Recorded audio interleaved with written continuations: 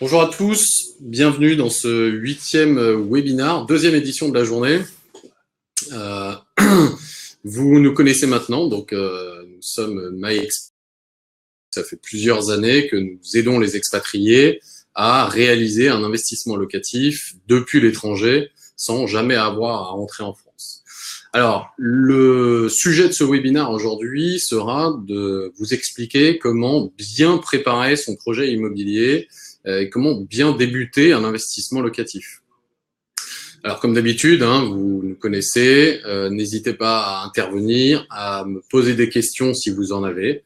D'ailleurs, n'hésitez pas à me dire dans quel pays vous habitez aujourd'hui pour que je puisse un petit peu vous localiser. Et puis, c'est toujours intéressant pour nous de savoir de quel pays vous venez, puisque nous avons aujourd'hui des clients dans plus de 50 pays dans le monde. Et puis, vous pouvez bien sûr rester toujours informé, vous le savez déjà, sur les réseaux sociaux, sur LinkedIn, sur Facebook, sur Twitter, et puis en vous abonnant à notre newsletter que nous envoyons régulièrement pour essayer de vous informer, vous tenir informé sur l'actualité immobilière. Alors, comment bien préparer et comment débuter un projet d'investissement locatif depuis l'étranger?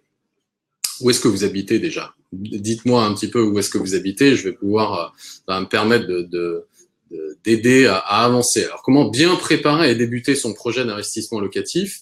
La première étape, c'est déjà de définir son objectif. Alors, l'objectif, je vois que Camille vient d'Italie. Bonjour l'Italie.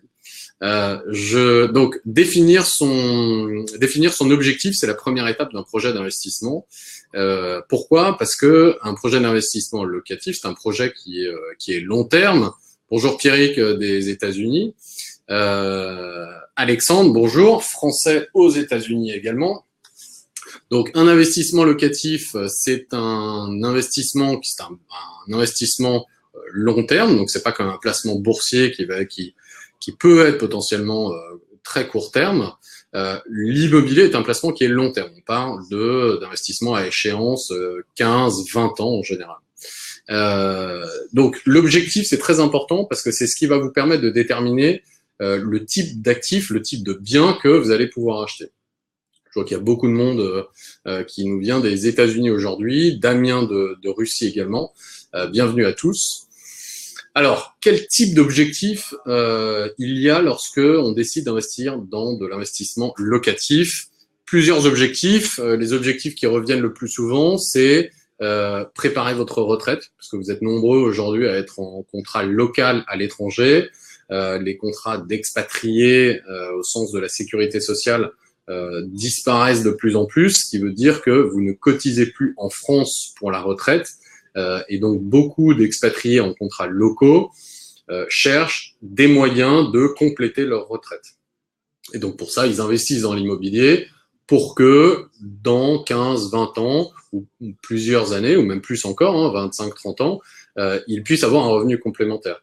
Une autre raison, c'est l'étude des enfants également. Lorsqu'on commence à avoir des enfants, on veut préparer les coûts qu'il y aura dans 15, 20 ans pour préparer justement les études de ces enfants. Donc là, on prévoit d'avoir des revenus complémentaires dans 15, 20 ans. Donc l'objectif, c'est pas de générer du loyer tout de suite. Donc l'objectif, c'est plus d'avoir de l'effort d'épargne, donc de placer, de mettre 200, 300, 400, 500 euros tous les mois ou plus, et de façon à ce que dans 15, 20 ans, pour le coup, ça s'inverse. Vous avez terminé de payer votre mensualité et pour le coup, vous touchez des revenus. Donc, retraite et préparer les études de vos enfants, ou alors ça peut être juste patrimonial pour compléter vos revenus à un moment donné de votre vie. Donc, l'objectif est extrêmement important. L'échéance, après, est aussi le deuxième point qui est très important. Donc, ce qu'on appelle l'échéance d'un placement financier, c'est si je place de l'argent aujourd'hui, quand est-ce que je vais en avoir besoin? Et quand est-ce que je veux récupérer soit les fruits de mon placement, soit l'intégralité de mon placement si un jour je dois le récupérer. Donc ça, c'est l'échéance. Ce qu'il faut savoir, c'est que l'échéance d'un placement immobilier est de l'ordre de 15-20 ans pour que ce soit vraiment, vraiment intéressant. Donc, c'était vraiment un placement long terme. Il ne faut pas réfléchir à court terme.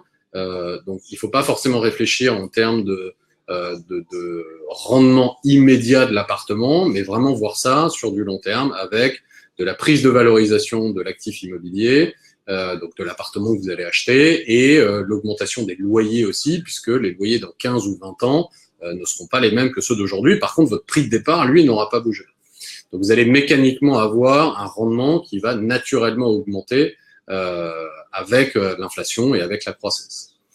Le troisième point qui est important à déterminer, et là, celui-là, on l'occulte assez souvent lorsqu'on parle de placement immobilier, et de façon curieuse, on l'occulte pas du tout lorsqu'on parle de placement financier, c'est le niveau de risque que vous êtes prêt à accepter.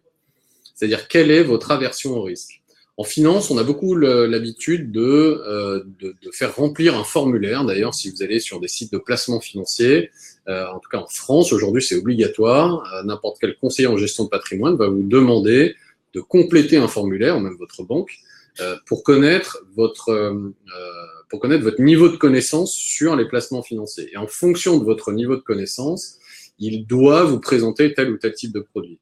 En immobilier, c'est un petit peu pareil, c'est-à-dire que en général, quand on arrive dans l'immobilier, il est important de se dire quelle est ma connaissance dans le secteur de l'immobilier et quel est le niveau de risque que je suis prêt à accepter. Et le niveau de risque va être automatiquement lié à la rentabilité d'un produit immobilier, donc un produit financier de manière générale, mais là on parle de l'immobilier. C'est-à-dire que si je prends deux exemples extrêmes de corrélation entre le risque que vous êtes prêt à prendre et la rentabilité potentielle, si on parle des marchés actions, par exemple, dans les marchés actions, le risque est très élevé, mais en contrepartie, vous avez une rentabilité potentielle qui est très élevée aussi. Vous avez une possibilité de faire des gains qui est très élevée, mais donc une possibilité de faire des pertes qui est très élevée aussi. Et ça, c'est lié à un risque élevé. À l'inverse, si vous ne voulez absolument pas de risque, donc là, vous mettez votre argent sur un livret A, par exemple, qui a une rémunération qui est très proche de zéro.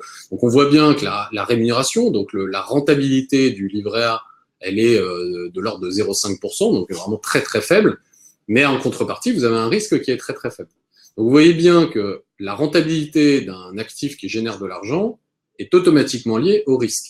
L'immobilier, elle est entre les deux, justement. L'immobilier, c'est un actif qui vous permet de profiter d'un risque qui est modéré pour une rentabilité qui est également modérée. Donc, il ne faut pas forcément chercher à aller sur des rentabilités de l'ordre de 15, 20% ou 10, 15% dans l'immobilier, puisque ces 10, 15% vont automatiquement être liés à un risque de non-location, par exemple, parce que vous allez être dans une toute petite ville de province ou un petit village de province. Oui, lorsqu'il y a des locataires, du coup, la rentabilité explose. Par contre, sur une période de 20 ans, le risque qu'il n'y ait pas de locataires dans l'appartement va être très élevé. Donc, ça compense la rentabilité qui est élevée.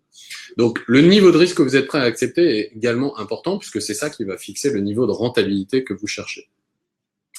Donc, on voit bien qu'en termes d'objectifs, c'est vraiment les 3 premiers points qu'il faut fixer. C'est-à-dire à la fois votre objectif en termes de finalité de placement, pourquoi vous investissez dans l'immobilier, est-ce que c'est donc pour votre retraite, est-ce que c'est pour les études de vos enfants, est-ce que c'est pour de la diversification, parce que vous avez déjà plusieurs types d'investissements. Le deuxième point, c'est l'échéance, c'est-à-dire être sûr que le placement que vous voulez faire dans l'immobilier, ça a bien une échéance qui est longue, donc une échéance qui a à horizon 15 ans ou 20 ans. Et le troisième point, c'est quel est le niveau de risque que vous êtes prêt à accepter. Une fois que vous avez fait ça, déjà, vous avez fait une bonne partie du travail, en tout cas du travail d'amorçage, un travail de début d'analyse de votre projet immobilier. La deuxième grande étape, et celle-là va être pour le coup déterminante, c'est préparer votre financement. Donc là, il y a 2 cas de figure.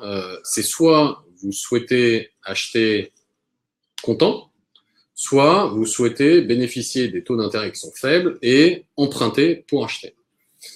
En général, le financement va donc être lié à votre objectif.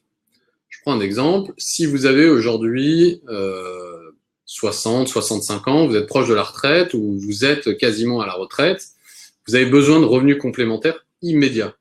Bon, là, typiquement, vous avez intérêt à acheter comptant pour ne pas avoir de remboursement d'emprunt et donc pour pouvoir toucher les loyers directement et vous faire un revenu complémentaire immédiat. Si vous avez plus 30, 35 ans ou même plus jeune ou même lors de 40 ans et que vous recherchez du revenu complémentaire à une certaine échéance, donc à 10 ans, à 15 ans, à 20 ans, à ce moment-là, ça devient beaucoup plus intéressant d'emprunter. Et là, pour le coup, vous n'avez absolument aucun intérêt à acheter comptant. Après, il y a toujours des personnes qui veulent acheter comptant, mais économiquement parlant, il n'y a pas d'intérêt à acheter comptant. Donc, préparer son financement lorsque vous empruntez pour acheter un bien immobilier est une étape qui est extrêmement importante puisque c'est elle qui va déterminer si vous pouvez acheter ou pas le bien immobilier en question. Donc, comment on prépare son financement en 3 étapes. Déjà, il faut calculer et évaluer votre capacité d'endettement. Capacité d'endettement, c'est quel montant vous pouvez emprunter aujourd'hui au maximum. Alors ça, comment ça se calcule? Ça se calcule en faisant le ratio entre le montant de vos charges et l'ensemble de vos revenus. Donc, quand on fait le ratio entre l'ensemble de vos charges et l'ensemble de vos revenus, vous allez tomber sur un pourcentage, et ce pourcentage ne doit pas excéder 35%. Si vous êtes en dessous de 35%, ça veut dire que vous pouvez emprunter, et là, pour le coup, il faut faire un calcul, ce qui s'appelle un calcul actuariel, pour retomber sur le montant que vous pouvez emprunter sur 15 ans, sur 20 ans ou sur 10 ans, si vous souhaitez emprunter sur 10 ans. N'hésitez pas à nous appeler si vous voulez que l'on prépare ensemble cette partie-là. On a des outils en interne qui nous permettent d'évaluer justement votre capacité d'endettement. Une fois que vous connaissez votre capacité d'endettement maximum, vous connaissez donc votre plafond. C'est-à-dire que si, par exemple, on fait le calcul et vous avez une capacité d'endettement qui est de l'ordre de 300 000 euros, donc ça veut dire qu'au maximum, vous pouvez emprunter 300 000 euros. Donc déjà, on commence à sentir le budget qui apparaît. Alors après, il y a une autre composante, c'est la structuration de votre projet. C'est-à-dire que c'est pas parce que vous avez 300 000 euros de capacité d'endettement que vous allez forcément emprunter 300 000 euros. Ça, c'est le maximum. Donc, il va falloir structurer votre projet. C'est-à-dire, quel montant d'apport vous allez mettre dans le projet et quel montant vous allez emprunter pour compléter. Alors, le montant de l'apport, chez MyExpat, on nous appelle souvent en nous disant « moi, je veux mettre tant d'apport ». En fait, ça se passe pas complètement comme ça. C'est surtout les banques qui décident. Pourquoi? Parce qu'aujourd'hui, lorsque vous êtes non-résident, les banques prêtent assez rarement aux non-résidents. Alors, elles prêtent, on arrive à trouver des solutions. On a beaucoup de solutions chez MyExpat. Maintenant, les expatriés sont pas les clients préférés des banques. Donc, ce qu'il faut savoir, c'est que les banques ont tendance à avoir un petit peu le pouvoir aujourd'hui et vont vous imposer le montant de l'apport personnel. En France, les banques demandent en général 20% d'apport personnel. Donc, quand on dit 20%, c'est 20% du prix de l'appartement en apport personnel, plus les frais de notaire. Donc, comme les frais de notaire sont de l'ordre de 7,5%, 7,3%, 20 plus 7,5, donc ça va vous faire 27,5. Vous pouvez arrondir à 30 pour garder un ordre de grandeur en tête. Donc, gardez en tête que il vous faut 30% d'apport personnel pour réaliser un investissement locatif en France, lorsque vous êtes non résident. Après, si vous êtes résident français, là, pour le coup, la donne change puisque vous êtes dans la même juridiction que la banque, donc vous représentez moins de risques dans ces grilles de risque à elle, et donc elle va pouvoir vous prêter avec moins d'apport. Alors attention, ce que je vous donne, ce sont des ordres de grandeur, parce que en fonction de votre profil, en fonction de votre profil personnel, votre profil professionnel, vous allez pouvoir faire baisser ces 30% d'apport à peut-être 20%, peut-être 10%, dans de très rares cas à 0%, c'est-à-dire qu'un emprunt à 100%. Donc là, pour le coup, c'est très personnel. Donc ça dépend de chacune des situations. Donc encore une fois, n'hésitez pas à nous appeler pour qu'on puisse déterminer quelle va être justement cette structuration. En tout cas, le montant apprécié des banques, c'est 30%. Donc si vous voulez faire un investissement locatif avec un budget de 300 000 euros, ça va vous faire 90 000 euros d'apport au minimum pour payer les frais de notaire et l'apport personnel pour la banque. Une fois que vous avez donc évalué votre capacité d'emprunt, fixé, ou en tout cas, une fois que vous connaissez le montant de l'apport que vous devez mettre pour acheter votre bien, à ce moment-là, c'est le moment pour fixer votre budget. Puisque vous voyez que quand on parle d'apport personnel, l'apport personnel va être calculé en fonction du prix de l'appartement. Donc, plus votre budget est bas, plus votre apport personnel va être faible. Donc, en fonction de l'épargne que vous avez, vous allez déterminer votre budget en fonction de l'apport personnel que ça va impliquer. Typiquement, si vous avez 50 000 euros d'épargne, vous savez que il vous faut 30% d'apport. Donc, si on fixe un budget à 300 000 euros, vous savez qu'il va vous falloir 90 000 euros d'apport. Donc, ça veut dire que 300 000 euros est un budget qui est trop haut pour vous par rapport à votre épargne, puisque vous n'avez que 50 000 euros. À l'inverse, si on fixe un budget à, mettons, 200 000 euros, 200 000 euros, ça veut dire que votre apport personnel doit être de 30%, donc 60 000 euros. Donc là, déjà, on se rapproche de vos 50 000 euros. Donc, le montant de votre épargne, ou en tout cas de l'apport personnel que vous êtes prêt à mettre, va automatiquement déduire le budget de votre projet immobilier. Donc là, on voit que pour préparer son financement, il y a vraiment ces 3 étapes qui sont importantes. Évaluer votre capacité d'emprunt, structurer votre financement, c'est-à-dire savoir combien vous avez d'apport personnel et combien vous voulez mettre d'apport personnel en négociant après avec les banques, et ensuite calculer votre budget qui va dépendre de votre capacité d'endettement et du montant de votre apport personnel. Une fois que vous avez, donc du coup, alors j'ai Camille qui nous pose une question, si je veux faire un crédit auprès d'une banque française, à quel taux dois-je m'attendre en étant expatrié? Alors ça, c'est une question qu'on nous pose effectivement régulièrement. Il faut savoir qu'en étant expatrié, vous le savez, ça fait déjà un petit moment qu'on le dit, les taux pour les non-résidents sont plus élevés que les taux accordés aux résidents. La raison, elle est simple, c'est que le taux de rémunération d'un prêt correspond au risque que la banque prend. Donc, comme la banque prend plus de risques à prêter à un non-résident qu'à un résident français, du coup, elle augmente son taux pour couvrir le risque qu'elle prend. Alors, vous allez me dire pourquoi un non-résident représente plus de risques qu'un résident.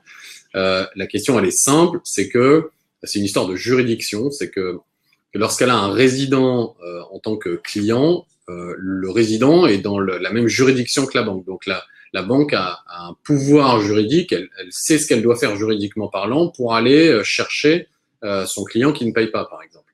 Alors que si vous habitez dans un autre pays du monde, pour le coup, comme elle ne connaît pas la juridiction de tous les pays du monde, elle va avoir du mal à aller trouver des éléments juridiques ou des avocats qui vont pouvoir aller dire « Ah oui, telle personne qui est à Singapour ou au Zimbabwe pour aller lui demander ses traites. » Donc, c'est pour ça qu'un non-résident représente plus de risques qu'un résident et donc le taux est légèrement plus élevé. En général, on parle de taux qui sont de l'ordre de 0,6 à 0,8 quand même, hein, de 1,6 à 1,8%, pardon, pour un non-résident. Donc, les taux sont quand même très, très bas.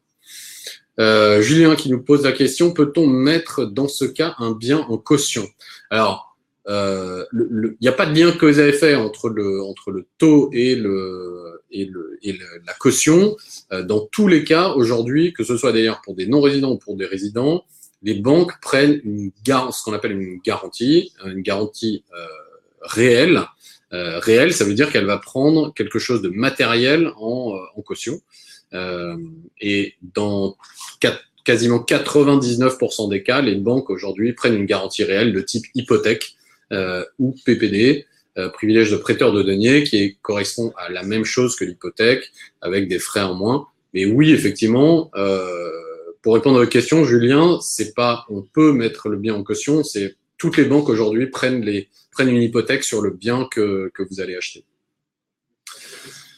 Alors, une fois que vous avez déterminé du coup vos objectifs en termes de finalité, en termes d'échéance, en termes de niveau de risque, que vous avez préparé votre financement, donc que vous connaissez votre capacité d'emprunt, que vous connaissez le montant de l'apport que vous allez mettre, que vous avez fixé votre budget, là déjà vous commencez à avoir une bonne vision du projet que vous allez pouvoir réaliser. L'étape d'après, c'est d'aller un petit peu plus dans le détail. Quels sont les types de biens que vous allez pouvoir acheter avec ce budget.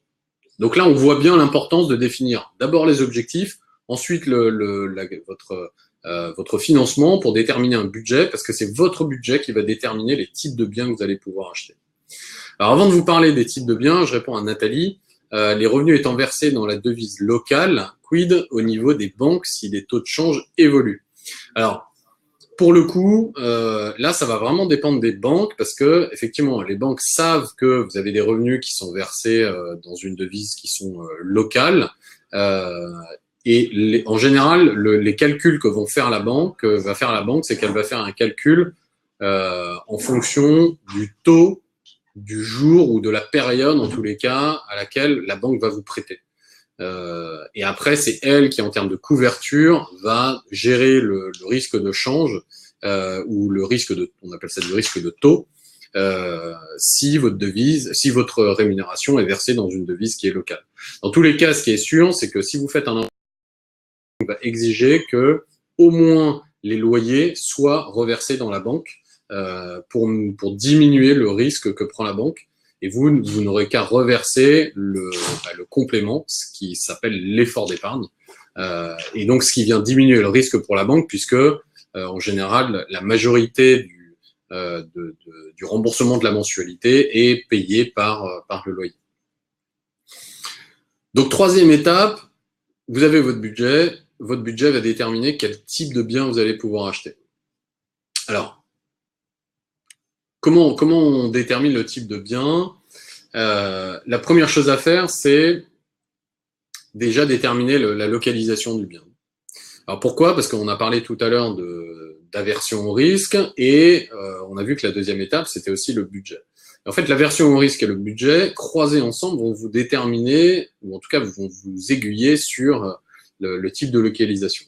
Alors, pourquoi? Parce que typiquement, à Paris, pour vous donner un exemple, Paris bénéficie d'un niveau de risque qui est assez faible et donc du coup de rentabilité qui sont assez faibles par rapport à d'autres villes de France. Mais pour le coup, qui est dit risque faible, le marché parisien correspond à des investisseurs qui n'ont pas envie de prendre de risques et qui voient à très long terme et qui veulent de l'investissement patrimonial. C'est-à-dire dans lequel ils ne prennent pas de risques et sur lequel ils sont sûrs de récupérer dans 20 ans des loyers de façon constante, sans grosse volatilité. Lorsqu'on part vers des plus petites villes de France sur lesquelles l'activité économique n'est pas encore stabilisée ou sur lesquelles il y a un risque économique, donc quand je dis risque économique, c'est par exemple un taux de chômage qui peut exploser ou ce genre de choses, à ce moment-là, on va se retrouver avec des rentabilités qui sont très élevées, mais du coup avec un risque de vacances locatives qui va être élevé aussi. Alors quand je dis vacances locatives, attention, c'est sur la durée du projet, hein, donc sur les 20 ans de détention d'un actif immobilier. Donc là, on voit bien que en fonction du niveau de risque que vous êtes prêt à prendre et en fonction de votre budget, vous allez pouvoir investir dans telle ou telle ville en fonction de ces deux paramètres-là. Donc typiquement, Bordeaux ou même Lyon, par exemple, ont des niveaux de risque qui sont un petit peu plus élevés que ceux de Paris, mais par contre avec des niveaux de rentabilité qui sont mécaniquement un petit peu plus élevés. Donc ça, votre budget et votre aversion au risque va déterminer dans quelle ville il va falloir que vous investissiez, ou dans tous les cas dans quelle ville il va falloir que vous orientiez pour mener à bien votre projet. L'étape d'après, une fois que vous avez la ville, c'est quel type de bien. Alors le type de bien, vous connaissez, hein, c'est le studio, le 2 pièces, le 3 pièces. Donc le 2 pièces en France, c'est ce qu'on appelle le one bedroom en anglais. 2 bedroom, ou plus grand. Plus grand, on va pas forcément en parler aujourd'hui parce que c'est pas forcément ce qui est très intéressant pour un investisseur. Ce qu'il faut savoir, c'est que le studio et le 2 pièces sont aujourd'hui les biens les plus liquides. Donc, ils sont liquides, ça veut dire qu'ils sont facilement revendables. On les achète facilement et on les revend facilement parce que c'est très recherché. Et en plus de ça, ils bénéficient d'une rentabilité qui est très intéressante. C'est-à-dire que la rentabilité est plus élevée sur un studio ou un 2 pièces que sur un appartement familial dans lequel il y aura 3, 4, 5 chambres, par exemple. La réponse à l'explication, elle est plutôt simple. C'est que aujourd'hui, à Paris, à Lyon et à Bordeaux, par exemple, pour prendre les 3 villes que l'on couvre, il y a un tel déficit de logement par rapport à la population qui recherche que tout le monde recherche des studios des 2 pièces parce que c'est ce qui est le plus abordable en termes de location. Et donc, du coup, ça tourne très, très bien en termes d'achat-vente. C'est-à-dire que si vous achetez un 2 pièces aujourd'hui, vous n'aurez aucun mal à le revendre si un jour vous devez le revendre. Donc, le type de bien est important. Vous pouvez également, si vous avez un budget qui est un peu plus important, donc là on parle sur des budgets qui sont plus de l'ordre de 500 000 euros, 1 million d'euros, acheter des appartements qui sont plus grands dans ces villes-là pour en faire de la colocation par exemple, ou alors carrément, si vous avez un peu plus de 1 million d'euros de budget par exemple, c'est investir dans des immeubles, donc des immeubles, ce qu'on appelle des immeubles de rapport, qui eux vont pour le coup bénéficier de rentabilité un petit peu plus élevée. Parce que moins accessible déjà de par leur budget. Donc, localisation du bien, type de bien, donc là on a vu en fonction de votre, principalement de votre budget. Et après, ce qu'il va falloir déterminer aussi, c'est le type de location que vous souhaitez. Alors ça, c'est important de le faire avant pour prévoir les frais que vous allez avoir. Pourquoi? Parce qu'il existe aujourd'hui 2 types de location, pour faire simple, pour schématiser. Vous pouvez soit louer un appartement en vide, en bail vide, soit vous pouvez louer un appartement en bail meublé. Alors, juste avant de passer à cette explication-là, je réponds à Pierry qui nous dit pourquoi en France et pas ailleurs en Europe, quels sont les avantages en tant que Français? Alors, effectivement, très bonne question. Là, moi, je parle de la France puisque c'est le marché que l'on connaît et le marché sur lequel on est expert aujourd'hui. Après, rien ne vous empêche effectivement d'acheter en Europe. L'important, c'est de bien connaître son marché dans lequel vous investissez. Donc, Pierrick, si vous êtes spécialisé ou si vous avez beaucoup d'informations sur le marché berlinois ou sur le marché madrilène ou sur un autre marché dans une autre ville d'Europe, effectivement, ça peut être des marchés qui sont intéressants. Maintenant, il faut bien connaître, il faut savoir dans quel pays vous investissez. Typiquement, tout le monde dit qu'au Portugal, ça vaut le coup. Oui, mais le Portugal reste encore un pays qui est très volatile en termes d'économie. On l'a vu sur les 10 dernières années. L'Italie, c'est pareil. Il y a beaucoup de risques de marché en ce moment sur l'Italie, notamment au niveau des obligations d'État. Donc, il faut faire attention dans quel pays vous investissez. Après, si vous êtes sûr du pays, pourquoi pas investir effectivement dans n'importe quel pays d'Europe à partir du moment où les revenus que vous allez avoir sont en euros. Parce que si vous sortez de l'Europe, pour le coup, vous allez avoir des revenus complémentaires qui ne seront pas en euros et vous allez, pour le coup, subir un risque de change. Pas aujourd'hui, pas forcément aujourd'hui, mais en tout cas dans 20 ans. Donc si le projet c'est de préparer votre retraite, je ne saurais pas vous dire moi ce que va donner un appartement à Lisbonne ou en Roumanie dans 20 ans, ou alors en Thaïlande avec le taux de change, quel sera le taux de change dans 20 ans. Donc si vous voulez vous assurer des revenus complémentaires pour votre retraite ou pour les études de vos enfants, nous on considère que c'est beaucoup plus stable d'investir en France, où c'est un pays certes dans lequel les rentabilités sont pas phénoménales comme elles peuvent être dans d'autres pays d'Europe, mais par contre dans lequel vous avez une vraie stabilité. Et en général, quand on investit pour des projets aussi sérieux que sa retraite ou les études de ses enfants, on veut être à peu près sûr d'avoir des revenus complémentaires le jour où ça tombe. Donc, pour revenir au type de bien que vous allez acheter, le troisième point à voir, c'est le type de location. Donc, bail vide, bail meublé. Pour faire très simple, ce qu'il faut voir, c'est qu'en bail vide, les loyers que vous allez toucher s'appellent des revenus fonciers. Ces revenus fonciers, vous allez être imposé dessus à un taux, soit votre tranche marginale d'imposition si vous habitez en France, soit si vous êtes non résident, à un taux minimum de 20% plus la CSG-CRDS, qui est à 17,5%. Si vous investissez en meublé, en bail meublé, les revenus que vous allez toucher, donc les loyers que vous allez toucher, ne s'appellent plus des revenus fonciers, mais s'appellent des bénéfices industriels et commerciaux. Et donc là, vous allez bénéficier du statut de petite entreprise, si vous voulez, où vous allez pouvoir amortir votre bien et donc déduire des charges tous les ans pendant 20 ans, ce qui va vous permettre de ne pas payer d'impôts pendant quasiment 15 ou 20 ans. Donc c'est la raison pour laquelle quasiment tous les investisseurs, ou beaucoup d'investisseurs, choisissent le bail meublé. C'est parce que vous avez la capacité de d'investir dans un actif immobilier tout en le louant, sans payer d'impôts. Et en plus de ça, vous pouvez absolument tout déduire du montant de vos impôts. Tout ce qui vous permet d'acquérir le bien, tout ce qui vous permet de louer le bien, vous pouvez le déduire de vos impôts. Donc, c'est le statut le plus recherché aujourd'hui chez les investisseurs. Ça s'appelle le statut LMNP.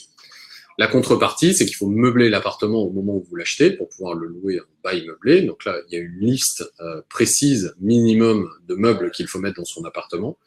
Donc, il y a un petit ticket d'entrée qui est de l'ordre de 5 000, 10 000, 15 000 euros en fonction de la taille de votre appartement, en fonction de sa localisation. Voilà, donc ça à voir. N'hésitez pas encore à nous appeler pour qu'on voit tout ça ensemble, sachant que vous pouvez les faire financer et qu'en plus de ça, ce sera déductible de vos impôts. Donc c'est quelque chose que vous allez payer aujourd'hui, mais ce qu'il faut faire, c'est mettre en parallèle avec de la location vide. En fait, si vous faites de la location vide, vous allez si vous faites de la location vide, vous allez payer des impôts, alors que si vous faites de la location meublée, tout ce que vous achetez, vous allez pouvoir le déduire de vos impôts, et tout le déficit fiscal que vous allez avoir est reportable tous les ans. Donc à chaque fois que vous investissez dans l'appartement ou dans un meuble dans l'appartement, ou vous avez un coût pour l'appartement, ça va se venir en déficit d'impôts, et donc ça va rallonger la période pendant laquelle vous n'avez pas à payer d'impôts. Donc c'est vraiment le statut le plus recherché. Par contre, c'est important de bien le définir avant pour être sûr de préparer son projet et pour être sûr que le jour de l'acte authentique de vente, vous soyez bien en relation avec une personne qui va bien vous meubler l'appartement et que vous aviez préparé le budget pour pouvoir payer les meubles et pour pouvoir meubler l'appartement. Donc, une fois que vous avez, donc on a vu, défini vos objectifs, préparez votre financement, donc que vous avez votre budget, que vous savez exactement où investir, dans quelle ville, dans quel type de bien, avec quel type de bail, avec une préférence pour le meublé, mais pas forcément. Il y a des personnes qui veulent faire de la location vide. À ce moment-là, votre projet, il est quasiment bouclé. Alors, il y a Rose qui nous pose la question de savoir comment ça se passe si on paye nos impôts à l'étranger. Alors, si vous payez vos impôts à l'étranger, en fait, c'est la définition d'un non-résident fiscal français. Un non-résident fiscal français paye ses impôts à l'étranger. Il ne les paye pas en France, c'est pour ça qu'on l'appelle non-résident fiscal français. Dans le cas d'un non-résident fiscal français, donc à peu près toutes les personnes qui habitent à l'étranger aujourd'hui, mis à part quelques situations particulières, vous payez vos impôts à l'étranger. L'immobilier est l'exception de la non-résidence fiscale. Et c'est à peu près tous les pays dans le monde qui appliquent le même principe. C'est-à-dire que si vous habitez, je sais pas où est-ce que vous habitez, Rose par exemple, mais en fonction du pays dans lequel vous habitez, donc vous allez toucher des revenus de salaire dans ce pays-là, et donc l'État dans lequel vous habitez va vous imposer, ou pas d'ailleurs en fonction du pays, sur ces revenus-là. Si vous achetez un bien immobilier dans un autre pays, en fait les revenus générés par ce bien immobilier vont être fiscalisés dans le pays dans lequel se situe le bien. Et beaucoup de pays fonctionnent comme ça, notamment la France. Donc, peu importe le pays dans lequel vous habitez, peu importe le pays dans lequel vous êtes résident fiscal, à partir du moment où vous achetez un bien immobilier en France, vous allez payer de l'impôt en France si vous le louez en vide. N'oubliez pas que si vous le louez en meublé, vous devez quand même remplir une déclaration d'impôt, mais par contre, votre déclaration d'impôt, elle sera à 0 à la fin. Voilà, j'espère que, n'hésitez pas à me dire, Rose, si je n'ai pas été assez clair, je peux reprendre les explications. Donc là, on a bien vu, définir vos objectifs, préparer votre financement qui va déterminer votre budget, déterminer les zones géographiques dans lesquelles vous allez pouvoir investir, donc le type de bien, le type de location pour l'incidence fiscale qui n'est pas négligeable, et in fine, comme vous habitez à l'étranger, s'entourer évidemment des meilleurs, d'un ensemble de partenaires qui va pouvoir vous aider à réaliser ce projet.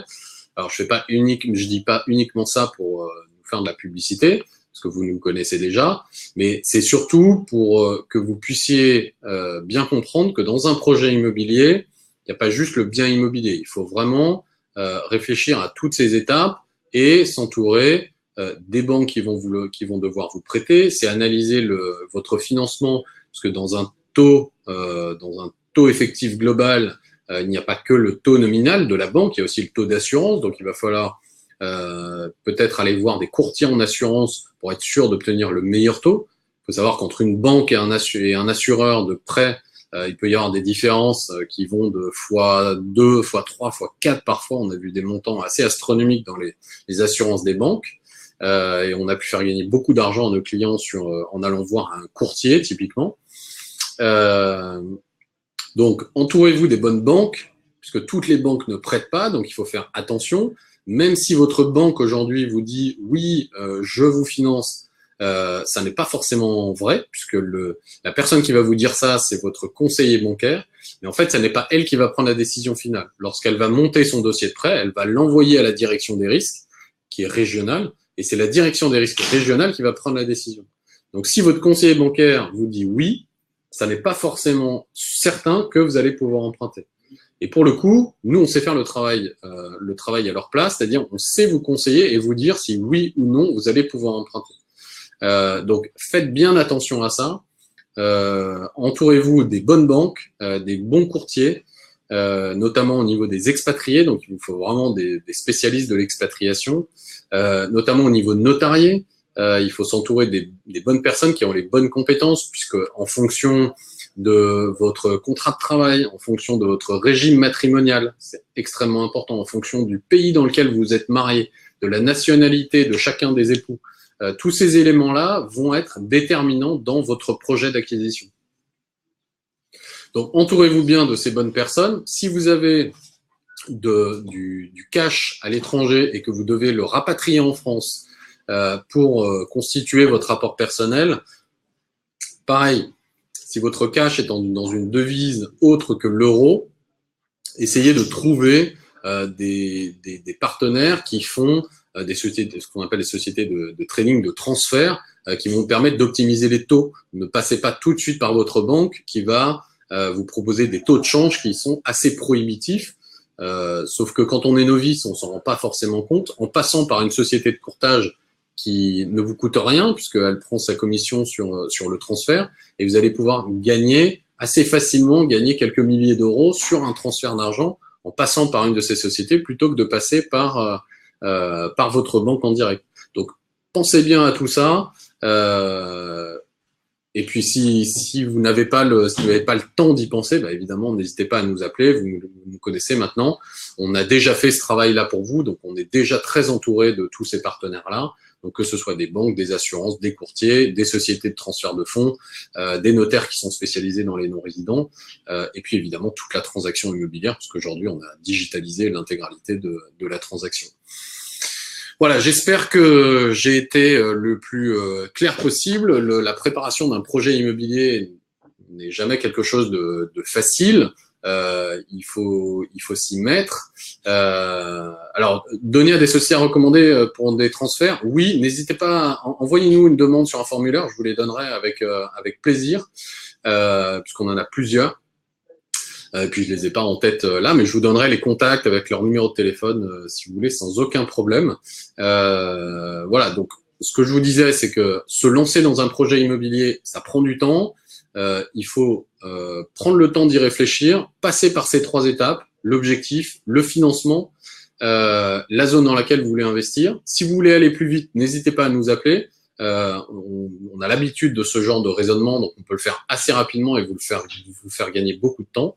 Et puis après, n'oubliez pas que le pas le plus difficile, c'est de se lancer.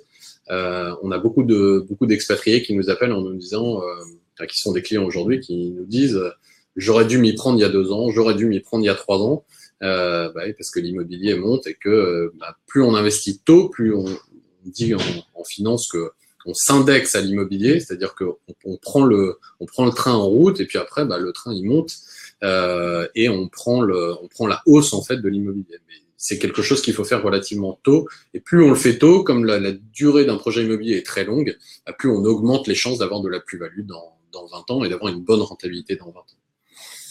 Pierrick, y a-t-il des aides accessibles du fait d'être français, même si expatrié? Alors, de quelles aides vous parlez, à quel niveau en fait? C'est-à-dire, est-ce que vous parlez d'aide à un niveau fiscal? Est-ce que vous parlez d'aide à un niveau organisationnel, financier, au niveau des banques. Essayez de me préciser un petit peu la question pour que je puisse vous y répondre. Donc voilà, ce que je vous disais, c'est que en attendant les éléments de plus de Pierrick. Ah d'accord, donc au niveau du financement, donc prêt à taux zéro, etc. Alors non, pour le coup, il y a très peu d'aides qui existent pour les non-résidents. Il y a très peu d'avantages, pour pas dire aucun avantage qui existe pour les non-résidents. Le seul avantage fiscal qui va exister, c'est le statut du LMNP qui, lui, est ouvert à n'importe quel investisseur, donc qu'il soit résident ou non résident. Après, lorsque vous êtes non résident, pour le coup, il n'y a aucun avantage fiscal qui est intéressant pour vous, y compris typiquement dans le neuf. Il y a beaucoup de promoteurs aujourd'hui qui vendent du neuf à des non résidents, ce qui n'a aucun intérêt puisque le neuf c'est intéressant lorsqu'on peut déduire de ses revenus de salaire. Et en général, quand on est non-résident, on perçoit ses salaires à l'étranger, on paye des impôts à l'étranger, donc on ne peut pas déduire ces choses-là de ses salaires. Alors, Pierre-Antoine, qui est arrivé un petit peu en retard, qui dit « J'ai l'impression de représentation qu'il n'est pas possible d'emprunter à l'étranger pour acheter en France, pouvez-vous me confirmer ?» Alors, effectivement, c'est une question qu'on nous pose régulièrement. Je ne vais pas vous répondre de façon très catégorique, mais effectivement, dans 99% des cas, il n'est pas possible d'emprunter dans un pays pour acheter dans un autre pays. La raison, elle est encore assez simple à comprendre, c'est qu'une banque, quand elle va vous prêter de l'argent, elle va faire une hypothèque sur le bien, et une hypothèque, c'est un montage juridique. Donc, si le bien immobilier n'est pas dans le pays de sa juridiction, le montage juridique qu'elle va devoir monter pour aller faire une hypothèque d'un bien qui est dans un autre pays est extrêmement complexe pour elle. Donc, du coup, elle va refuser catégoriquement de vous le faire. Ce que certaines banques acceptent de faire en fonction de certains profils, donc pour des gros profils, pour le coup, c'est d'hypothéquer un bien dans sa juridiction, donc dans le pays dans lequel elle est, pour pouvoir vous prêter pour acheter dans un autre pays. C'est extrêmement rare. Hein. Moi, en 7 ans, je l'ai vu une seule fois. Pour un très très gros profil. Donc voilà, de manière générale, gardez en tête que non, ça n'est pas possible. Et puis au passage, les taux sont extrêmement bas en France. On a la chance d'avoir un pays, un des rares pays dans le monde à faire des taux fixes pour du prêt immobilier, avec des taux qui sont extrêmement bas.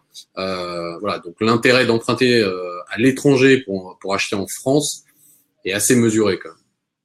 Julien, français résidant aux États-Unis, aux US, nous sommes également imposés sur nos revenus mondiaux. Alors effectivement, vous êtes imposés sur vos revenus mondiaux, pas que aux États-Unis d'ailleurs. C'est le cas aussi de pas mal de pays anglo-saxons, donc notamment l'Angleterre. Sauf que vous avez du cashback aux États-Unis et qu'il y a il me semble qu'il y a une convention fiscale entre la France et les États-Unis qui vous permet de récupérer le montant des impôts que vous allez payer en double. Que vous allez devoir déclarer vos impôts aux États-Unis, déclarer les revenus de votre appartement, par exemple à Paris, aux États-Unis, déclarer ces revenus-là aussi en France. Vous allez payer de l'impôt en France, payer de l'impôt aux États-Unis. Mais si vous dites aux États-Unis que vous avez déjà payé ces impôts en France, ils vont vous rembourser d'une partie ou de la totalité des impôts que vous avez déjà payés en France. Ça, c'est le principe de la convention fiscale. Après, encore une fois, je suis pas fiscaliste, donc entourez-vous d'un avocat fiscaliste si vous avez une situation qui est un peu particulière, notamment avec les US. Le système fiscal entre la France et les États-Unis est assez complexe et dépend de chacun des profils. Donc là, encore une fois, si vous avez des questions ou si vous voulez bien préparer votre projet, contactez-nous. On peut vous mettre en relation avec des cabinets qui peuvent vous aider à faire ça. Dounia, faut-il privilégier les banques internationales pour faciliter l'accès aux prêts et les transferts entre pays? Alors pas forcément, ça c'est une question qui est assez courante, et puis c'est assez courant de penser ça, c'est-à-dire on va se tourner vers HSBC par exemple, pour pas les citer, en se disant c'est une banque internationale, ils connaissent les expatriés, donc ils vont me prêter plus facilement. C'est absolument pas vrai, typiquement pour HSBC. C'est une des banques avec lesquelles il est le plus compliqué d'emprunter aujourd'hui en France. Alors, d'un côté, ils sont très très bons pour les transferts. Donc effectivement, quand vous allez vouloir faire des transferts d'un pays à l'autre, là pour le coup, vous avez beaucoup de facilité. Vous pouvez ouvrir des comptes multidevises en fonction des pays dans lesquels vous êtes. Par contre, dès que vous allez vouloir emprunter en France, là pour le coup, il y a quasiment plus personne. Et les rares prêts qu'on a fait avec HSBC, ne se passe pas tout le temps très très bien. Il y a des pertes de documents, etc. J'ai rien contre HSBC, hein, mais je vous parle d'expérience. Donc non, il faut pas forcément privilégier des banques internationales. Au contraire, même j'ai envie de vous dire, il vaut mieux privilégier des banques locales, des banques régionales. Donc typiquement la Caisse d'épargne, le Crédit Agricole, ce genre de banques, qui elles qui elles d'expérience encore une fois prêtent beaucoup plus facilement aux non-résidents que des très grosses banques qui ont des grilles de risque qui sont extrêmement serrées. Voilà, j'espère que j'ai fait le tour de toutes vos questions. N'hésitez pas encore une fois, si vous en avez des dernières, le temps de conclure et de terminer. Donc vous avez bien vu, hein, je récapitule rapidement, déterminer vos objectifs, préparer votre financement pour calculer votre budget, ce qui va vous permettre de déterminer le type de bien et la ville dans laquelle il va falloir vous concentrer. Et après, vous entourez d'un maximum de partenaires qui soient spécialisés dans les non-résidents, dans les expatriés, avec toutes les connaissances autour des contrats de travail, des régimes matrimoniaux, ce qui est extrêmement important aussi lorsqu'on investit depuis l'étranger et qu'on est non-résident, des nationalités du couple quand il y a plusieurs personnes qui achètent ensemble, de la structuration de l'investissement. Donc, si vous achetez à travers une SCI, si vous achetez en propre, si vous achetez en indivision, toutes ces questions-là sont aussi importantes et sont à préparer en amont pour que, une fois que vous démarriez, vous démarriez de façon complètement sereine, tout est prêt et tout est cadré. Voilà, c'est exactement ce qu'on fait chez MyExpat, vous le savez. Donc, si vous n'avez pas envie de perdre de temps, vous nous appelez, on fait tout ça pour vous. J'espère que ce webinaire vous a plu, ce 8e webinaire. Évidemment, nous en ferons d'autres, il y en aura un 9e, un 10e. On essaye de vous donner un maximum d'informations depuis la France, puisque aujourd'hui, vous nous suivez depuis plus de 50 pays dans le monde. Voilà, n'hésitez pas à continuer à nous suivre, à parler de nous si vous êtes content du travail que l'on fait, à vous inscrire à notre newsletter, à nous suivre sur LinkedIn, sur Facebook, sur Twitter. N'hésitez pas à partager également vos expériences ou vos retours, si vous avez des retours sur le service que l'on propose, sur des services que vous voudriez voir que l'on propose. On est preneurs aussi de tous ces retours-là. Julien, on peut voir les autres webinaires? Oui, tout à fait, sur notre chaîne YouTube. Donc vous allez vous taper MyExpat sur YouTube et vous allez retrouver l'intégralité des webinaires. Donc vous pouvez retrouver tout ça. Voilà. Et puis, écoutez, j'espère que ça vous a plu. Restez en contact. Et puis, écoutez, je vous dis à très bientôt. Merci beaucoup. Au revoir.